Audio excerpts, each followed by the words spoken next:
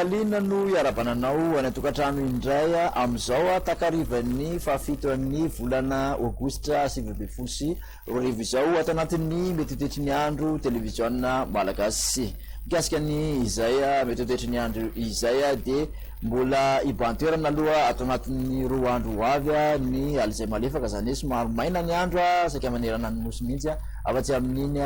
eliky Madagasikara iny no somary ahitana orana malefaka kely. De mikasika ny rivotra kosa mafy ny fitsokon'ny rivotra amin'iny morotsiraky ny Boeny sy amin'iny Sofia mahazo atendrony avaratry ny nosy iny. Arak'izay ny toetrandrontsika ho an'ny rapitsa maraina ary de amin'iny be fandrina avaratra sy maro antsetra mahazo any mahazo tsara iny sisa no somary ahitana orana malefaka ny maraina somary andrahoana kely kosa ary mety arahana herika amin'iny andelamena iny raha toka maina tanteraka any amin'ny faritra sisa. Ny tolakandro de mbola miteratrany izay orana miatoato zay raha hoan'iny mantsara andilamena mahazo an'iny ilany andrefan'ny antala iny mbola ibaliky tanteraka hatrany ny masoandro hoan'ny tolakandro.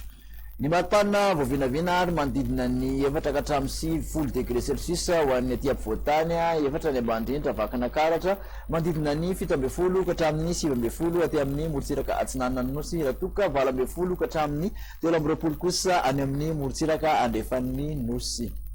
13 degré celsius ny ambony indrindra dia hita izany any amin'iny faritra Boeny iny Mahajanga manodidina ny 20 katramin'ny 20 raha hoan'ny faritra ampovoantany 20 katramin'ny 17 aty amin'ny morotsiraka atsinanana ny nosy raha toka 30 katramin'ny 30 kosa any amin'ny morotsiraka andrefan'ny nosy.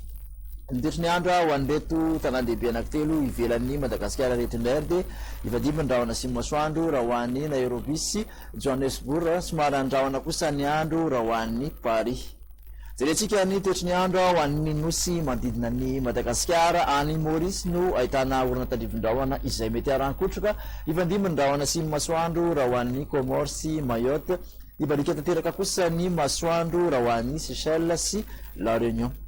De zay ndray no masaka azo natotra atsika tamin'ity anio ty fa manasa atsika hatrany anaraka ny fandaharana veloma tompoko.